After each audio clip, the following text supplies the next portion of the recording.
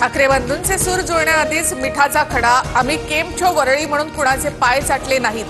जिलेबी आणि फाफडा उद्धव ठाकरे आपडा असं म्हणालो नाही। राऊतांना उत्तर देताना देशपांडेंनी ठाकरेंच्या शिवसेनेला डिवचलं। युतीबाबत उद्धव ठाकरे आणि राज ठाकरे काय बोलतात हे महत्त्वाचं। मिठाचा खडा टाकणाऱ्यांकडे दुर्लक्ष केलं पाहिजे। ठाकरेंच्या शिवसेनेमधील सुषमा अंधारेंचं संदीप देशपांडे यांना प्रत्युत्तर। विधानसभेत शंठ लोक बसलेत। विधिमंडळाच्या कार्यक्रमात मराठी बोर्ड नसल्यामुळे मनसेच्या संदीप देशपांडे यांचं वादग्रस्त वक्तव्य। आमदार देशपांडे यांच्यावर हक्कभंग आणण्याच्या तयारीत।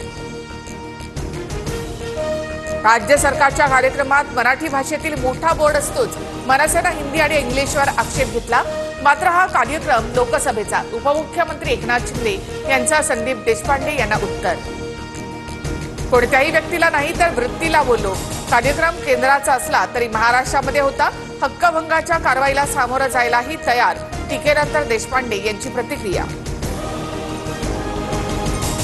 संदीप देशपांडे यांनी तुरुंगात जाण्याची तयारी ठेवावी। प्रताप सरनाईकांचा इशारा। तर विधान भवनात कधी निवडून आले तर देशपांडेंना त्यांच्या बोलण्यातला निरर्थकपणा समजेल। नीरम गोरे यांचा पलटवार। संदीप देशपांडे यांचं पद मनसेचं आणि काम भाजपचं। भाजपने देशपांडेंच्या पत्नीला शासकीय पद दिल्यामुळे त्यांना ठाकरेंची सेना आणि मनसेची युती होऊ द्यायची नाही। ठाकरेंच्या सेनेतील शरद कोळींचा निशाणा।